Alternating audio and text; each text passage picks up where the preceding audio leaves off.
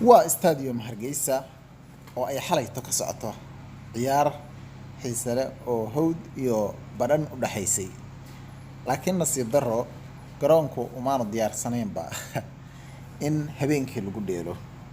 sidaas ogeyd dantu waxay ku kaliftay maamulka gooni isu taagga ee Isaaqland in ay shidaan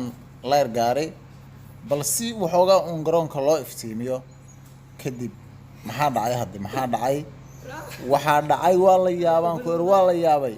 goolahayaashii banoonigii waa u jeedi waayeen leerkii baa indhaha ka qabtay khalaas weey marka dhibtu waxay ka jirtaa waa 30 sano oo maaragtay la leeyahay itraaf baynu raadinaynaa Israa'iil baana aqoonsanaysa waxa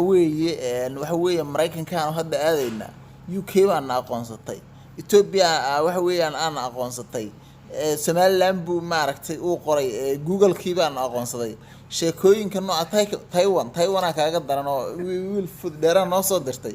sheekooyin noocaas inta la isku maadaalinayay bal fiiri waxaan fiirinaynaa Muqdisho iyo siday u hormartay bal horta aan fiirino kaftanka inta la iska daayo bal fiiriya garoonka baan ku dhaarshay Stamford Bridge ma ka taqaanaa bal eeg horta hawadu u furan yahay mooyaane Stamford Bridge wuxuu uga bedelan yahay mare waa u jeedaa laararkii waa u jeedaa